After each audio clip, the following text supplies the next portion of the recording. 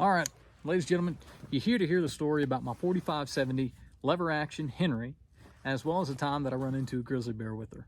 You came from the short, or if you didn't, this is a Henry Repeating Arms 4570 government lever action. And this is a bullet holder I recently had made in Texas by a custom leather worker. So story time with the 4570. In the summer of 2021, I accepted a job as a Wrangler ranch hand trail guide in the Shoshone National Forest on the east entrance to Yellowstone, past Cody, Wyoming. And after I accepted the job and discussed with them, what I was going to be doing, I was going to be riding the mountain country, leading people from all over the world up and down the mountains, similar to this one, but a little higher in elevation, a little prettier too. I realized that I needed a bush gun. I didn't have a bush gun or anything that really qualified for it at the time. I've had a plethora of firearms, but at the time I really only had an AR pistol, 9mm, and my 1945 Springfield M1 Garand, which you guys will see a video on eventually. So here I am. Bryson needs a bush gun to ride in the scabbard on the saddle.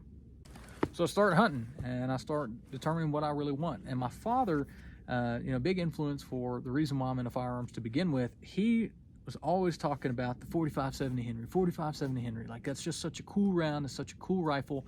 And I was like, well, you're right. I'm going to need one of those, and there's not a more appropriate rifle for that line of work and for that need, being in Grizzly country, than a 4570. So here I am traveling to Wyoming, and I stopped in Kansas City, Kansas, to stay the night that night on the venture from Oxford, Mississippi. And that evening when I got in at probably 4:30, 5 o'clock. I went into Shields. It was my first time. Dad had told me about going to Shields in Colorado and that I needed to go into a Shields. I believe it was Colorado.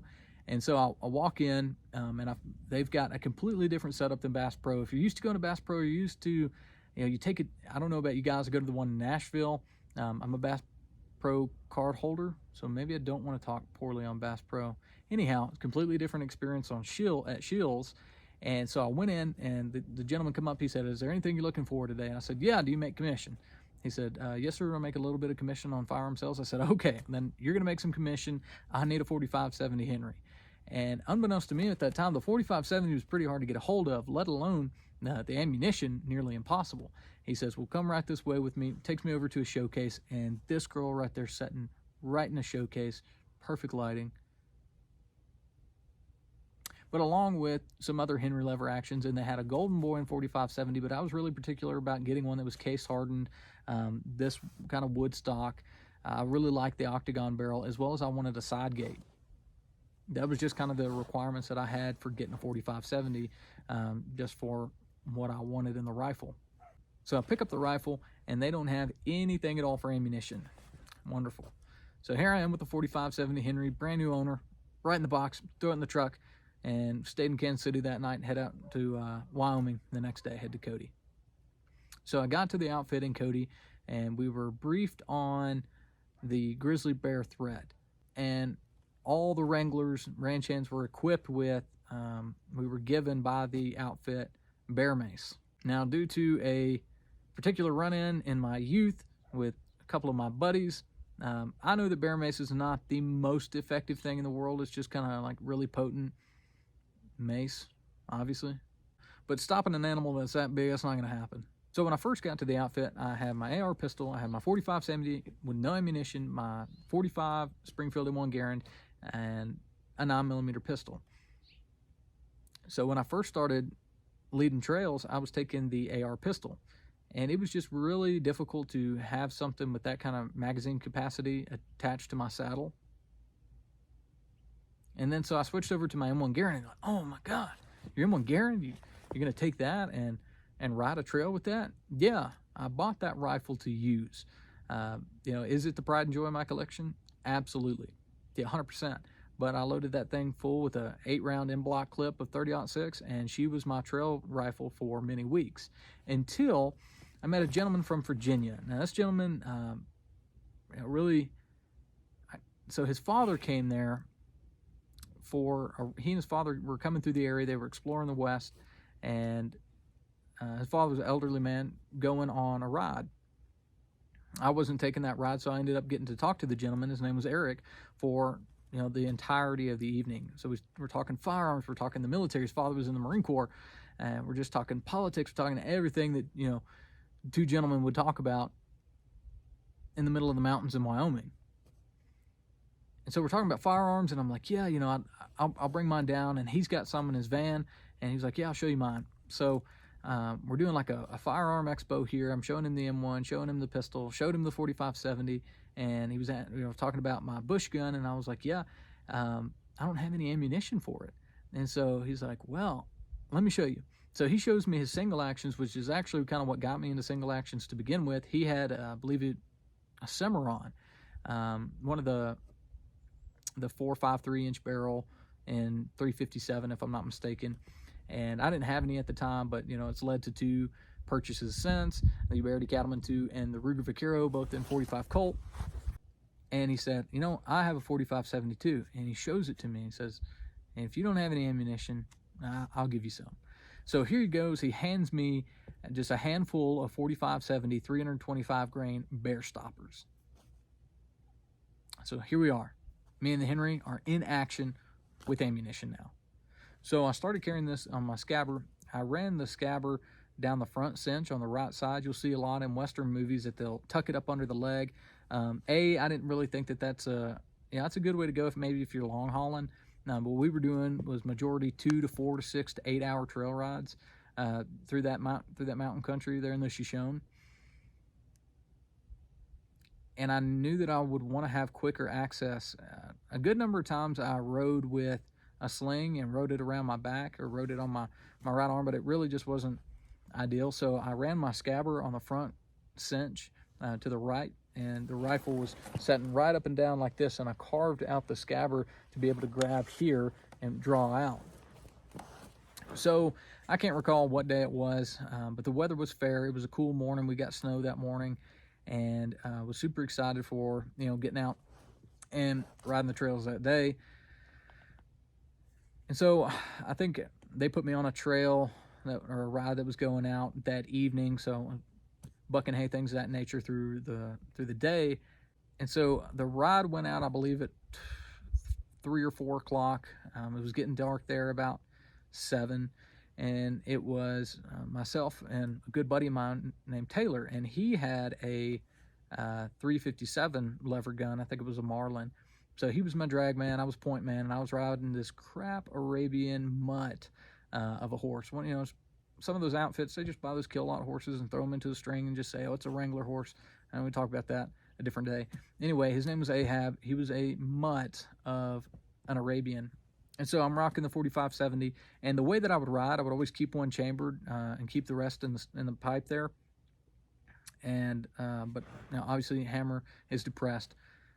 And so it was a 2-hour ride. We embark on the ride. I've got 3 children, all under the age of 13 behind me. The youngest one, and they were on good horses, but the outfit I was on allowed younger children to ride with parents accompanying. So I had these 3 little boys behind me, and the mom, dad, and an aunt behind them. And Taylor is my drag man. So we go out on this ride, and the way that the 2-hour trail worked is that a lot of it was riding kind of in a ravine similar to what's behind me, and then coming up to a peak about like right there, and then coming back down and riding through it again. It was a very linear trail with the small deviation to go up and get the really pretty views. So we're about 30 minutes into it, and we're riding through some low brush. The timber is a lot different in Wyoming, specifically that area, than here, with just the juniper trees. And so we're riding, and when you're a trail guide, a lot is about the engagement. So I'm sitting around, so you play football? That's awesome. I play football at your age. Just making conversation with these boys, tell them how awesome they are for riding and how memorable of an experience it will be. But I didn't know that it would be this memorable of an experience. So here we are, boom, going through. The brush is thick. I'm making conversation, and so I turn my head. I'm sitting here riding. And I turn my head and I look forward, and no more than about 10 yards in front of me, first thing I just see is big old shoulders, just big shoulders. Oh God Almighty, good Lord. That's not actually what I said, but for the record, that's what we're going with. And it's a grizzly bear, just standing on my trailhead. And my initial reaction was, oh man, this is going to be really bad. I've got 3 kids who are just sitting on their horses and 3 individuals behind them. And so I immediately plow the reins back on that Arabian mud I was on, and I draw out of the scabbard and I get off the horse. I drop the reins, I drop everything, because number one priority now is that grizzly bear, me, and children, right? And so hammer back on the 45-70, and I draw down on this grizzly bear, and he's just standing there looking at me. He's just on my trailhead. He's not bluff charging me. I don't see any cubs around. It's just him. And so I've got him through the buckhorn sights here, draw down on him, and the first thing I do is call up my drag man. I say, Taylor, bring up your rifle. So Taylor comes up. I guess he heard the distress in my voice. He comes up, and fortunately, I don't know if the kids ever saw what was going on, because it was pretty dense brush, and we were snaked around this part of a trail. We had not yet crossed the creek, and so Taylor comes up, and he's like, "Oh," and I'm going back and forth like, "Oh, shoot this thing," and this grizzly bear just standing there, kind of pacing, a couple of paces, but we're not really startled by us, but we certainly startled by him. And so Taylor and I go back and forth. We can shoot him. He's like, "No, we can't shoot him. We gotta shoot him. We gotta shoot him right now." And obviously, I'm trigger happy. I got a 45-70, but for legal purposes, I wasn't trigger happy. I was very calculated and also equipped with my bear mace. So anyhow, I got this grizz here, and we're going back and forth on whether or not we're shooting it or what we're doing. He's not charging us.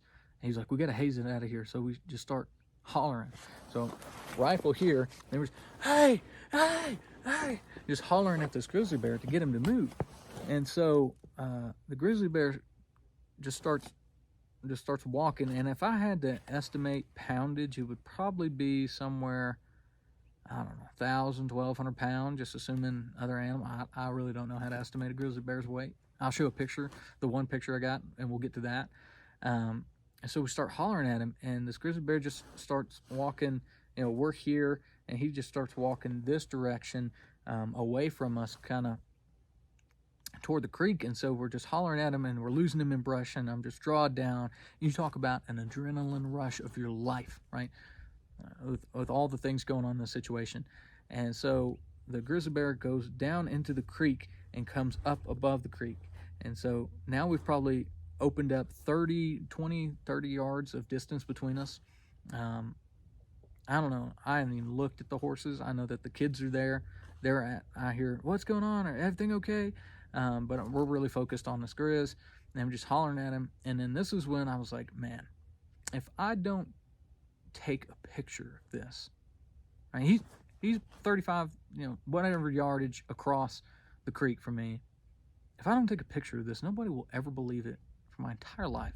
And I will tell an awesome story with no proof, and it'd be like, "Oh yeah, sure, that happened," right? Because I've been there. So what did I do? My phone in my pocket, whipped it out, boom, picture, back in, right? Hold the rifle, guess, phone out, shaking, picture, phone back in, right? So, all right, what are we gonna do? He's gone. He looks like he's made his way.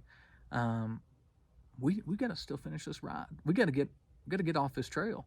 And we were equipped with radios, but the radio signal wasn't really good in this kind of terrain. So we mount back up, and we tell everybody, like, "Hey, we just come up on a grizzly bear. We're gonna finish this ride." And they're like, "Well, we gotta finish?" Like, "Yeah, to make it off this trail." So we ride up, we get to the scenic point, we come back down, and we're making our way in, and we finally get radio service. And we're like, "Hey, back at base, we come across a grizz.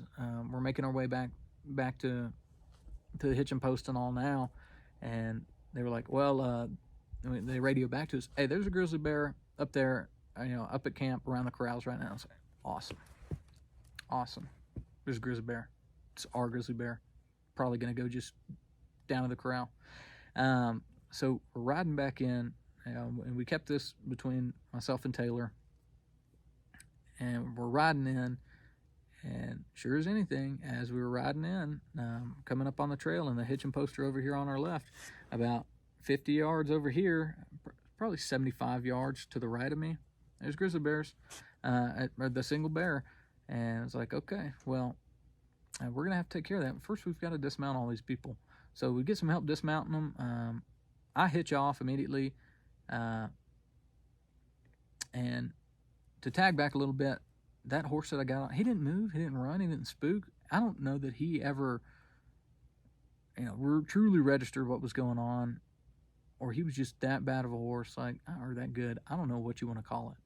But yeah, he didn't go anywhere. I didn't tie him off. I just went and got back on him. I was running some split reins that were both on the ground. I knew a lot of bad things could have gone wrong. And I get some conversation talking to horse people like, oh, you shouldn't have dismounted. You should have stayed on the horse.